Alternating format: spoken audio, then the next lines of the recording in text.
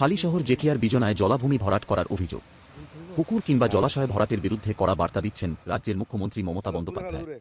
কিন্তু মুখ্যমন্ত্রীর সেই হুঁশিয়ারিকে উপেক্ষা করেই রাজ্যের বিভিন্ন প্রান্তে এখনও সক্রিয় জমি হাঙর কিংবা জমি মাফিয়ারা।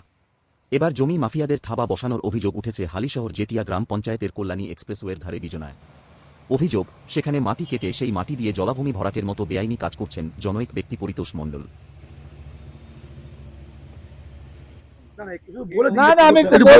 আপনি আমার সেই নাম্বার দেন, তার এভিডেন্স দেন। ঠিক আছে, আমরা বলবেন।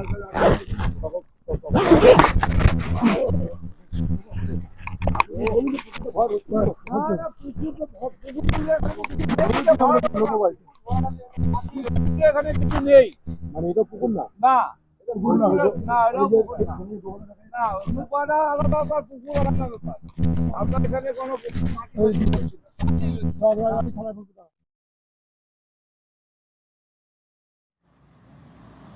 যদিও পরিতোষ মণ্ডলের দাবি তিনি পুকুর ভরাট করছেন না, ওটা কোনো পুকুর নয়।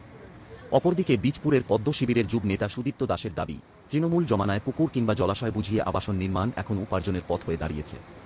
কারণ তৃণমূল সরকারের আমলে একটাও নতুন শিল্প গড়ে ওঠেনি। কারণটা কি এটা জিজ্ঞাসা করুন যারা শাসক দল আছে। পুকুর ভরাট, জলাজমি ভরাট করা ছাড়া তৃণমূল চলবে কোথা থেকে?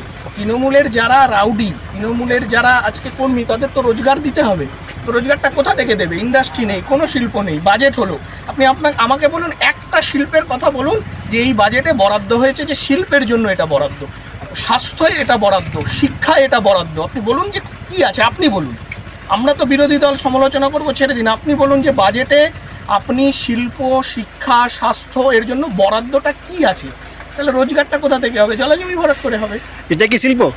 এটা এই শিল্পই তো চলছে পশ্চিমবঙ্গে। যা বিজেপি এলে কি শিল্প আসবে পশ্চিমবঙ্গে? ঠিক যেরকম ভাবে আজকে বাংলার যুবকদের গুজরাটে যেতে হয়, বাংলার যুবকদের অন্য রাজ্যে কাজের জন্য যেতে হয়, সেখানে। সুতরাং আগামী দিনে বিজেপি সরকার হলে বাংলার যুবকরা বাংলায় কাজ করবে, বাংলার ছেলে, বাংলার মেয়ে বাংলায়। উল্টে যাচ্ছিল তাও ঝাঁপ উঠিয়েছে। তাঁর দাবি, বঙ্গে ডবল ইঞ্জিন সরকার এলে বাংলায় শিল্প হবে, বাংলার বেকার ছেলেমেয়েদের আর ভিন রাজ্যে যেতে হবে না, তারা এই বাংলায় কাজ করবে। ব্যুরো রিপোর্ট, কলমের দুনিয়া।